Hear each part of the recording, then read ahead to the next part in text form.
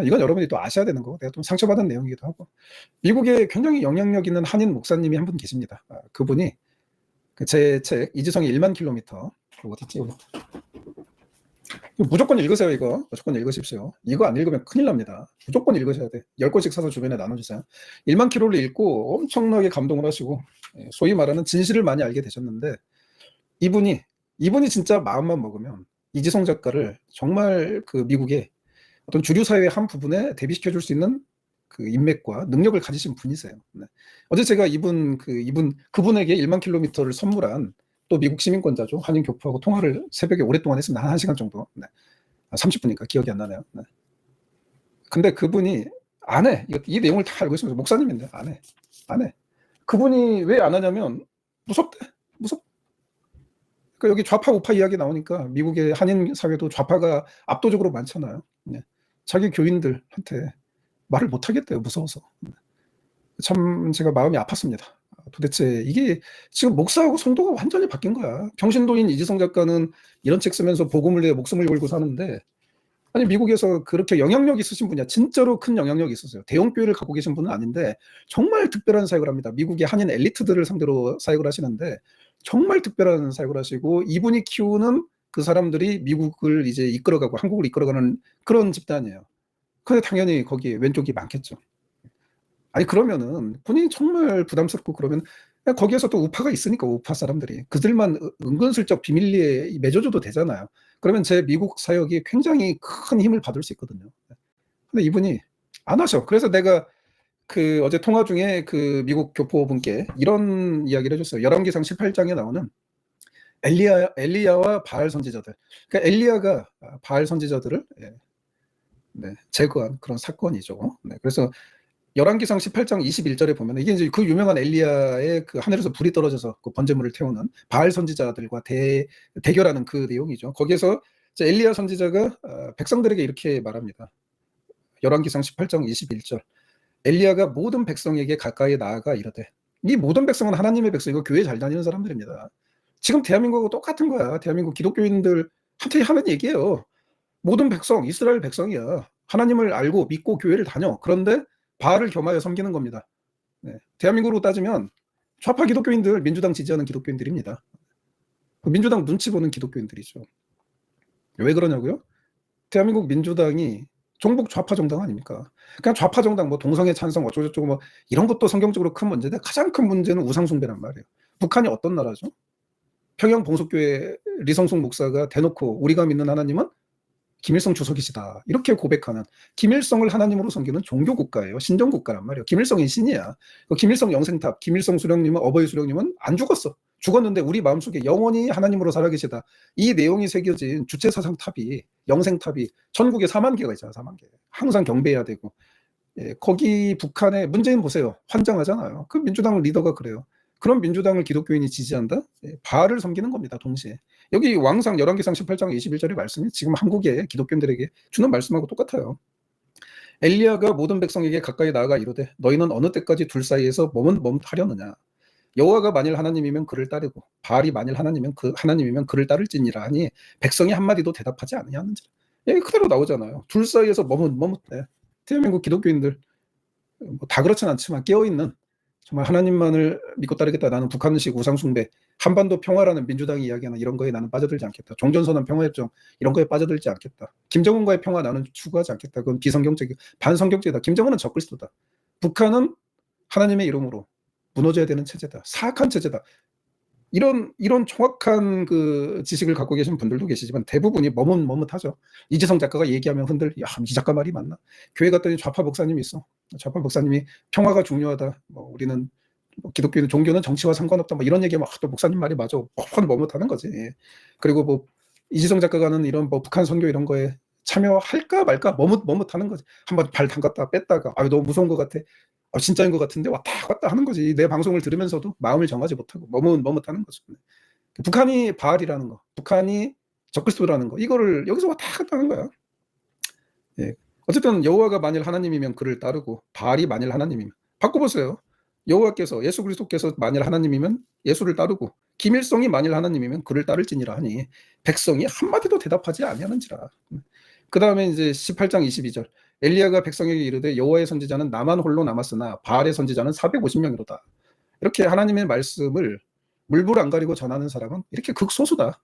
하지만 바알의 선지자, 김일성 우상 숭배에 참여하는 선지자는 하나님을 전심으로 따르는 선지자의 450배다. 대한민국 상황이 그렇잖아요. 대한민국 상황이. 대한민국 상황이. 그래서 제가 이 이야기를, 이 성경 말씀을 어제 그분에게 들려드렸어요. 그래서 그 미국에 계신 그 영향력 있는 목사님한테 이 성경 말씀을 좀 들려주셨으면 좋겠다. 이지성 작가의 편지라고 생각하고, 이 정도로 대한민국 교회가 엉망인 거고 미국에 있는 한인교회도 엉망인 겁니다. 네. 자, 이런 말씀이 있죠. 갈라디아서 1장 10절인가 이렇게 나옵니다.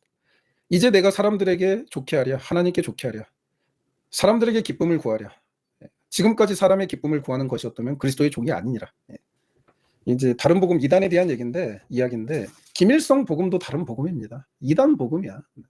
성경에 나와 있어요. 사람의 기쁨, 사람의 눈치를 보고 하나님의 진리를 전하지 않으면 그리스도의 종이 아니에요. 목사가 아닌 거야. 여기 나와 있잖아, 성경에. 성경을 믿으세요. 성경은 정확하게 나와 있습니다.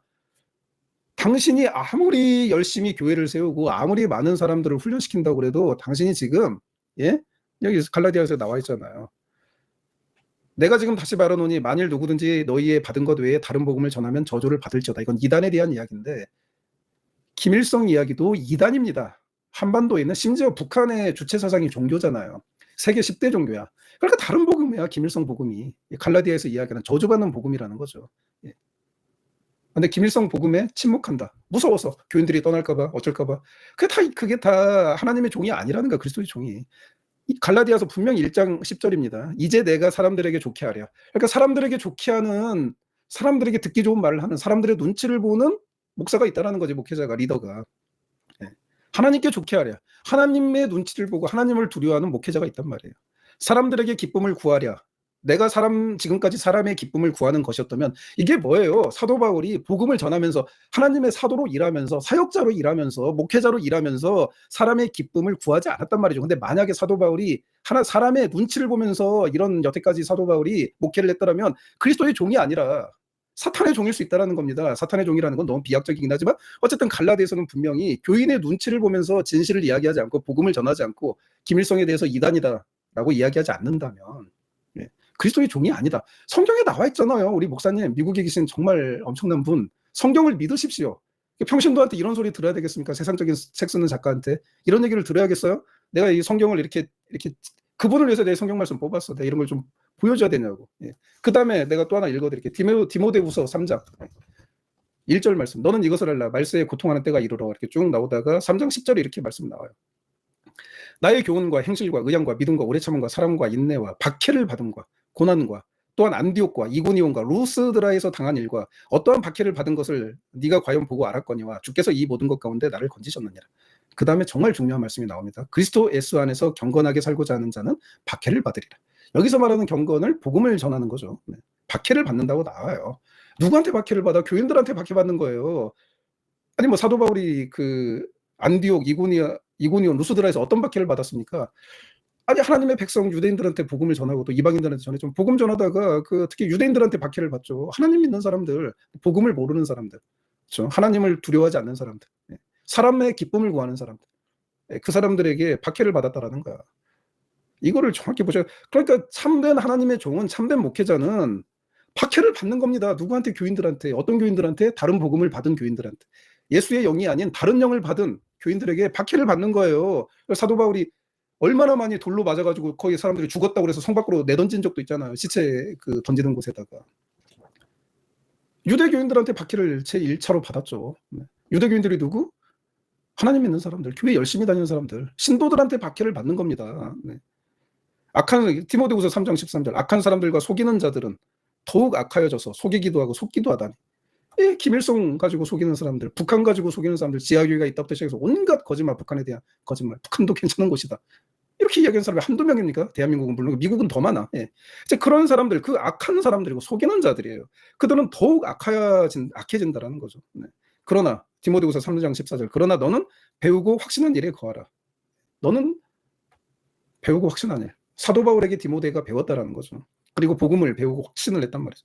너는 네가 누구에게서 배운 것을 알며 또 어려서부터 성경을 알았나니 성경은 능히 너로 하여금 그리스도 예수 안에 있는 믿음으로 말미암아 구원에 이르는 지혜가 있게 하느니라. 예, 이렇게 성경 복음을 이렇게 전하는 사람, 목회자는 제가 평신도 주제에 목회자에게 그 참 대단하신 분들에게 싸가지 없게 말씀드려 정말 죄송한데 성경에 있는 것만 얘기합니다. 제 의견을 얘기하는 게 아니에요.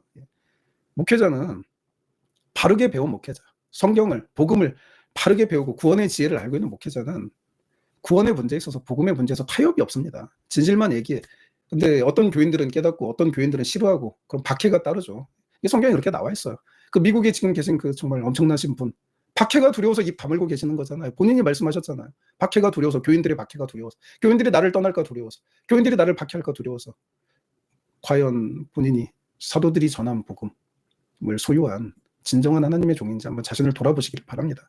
내가 마음이 너무 아파서 그래요. 네. 그래 좀 마음이 아파서. 아유, 내가 진짜 온 힘을 다해서 내가 이렇게 한국에서 박해를 받으면서 이렇게 살고 있는데 평신도인 내가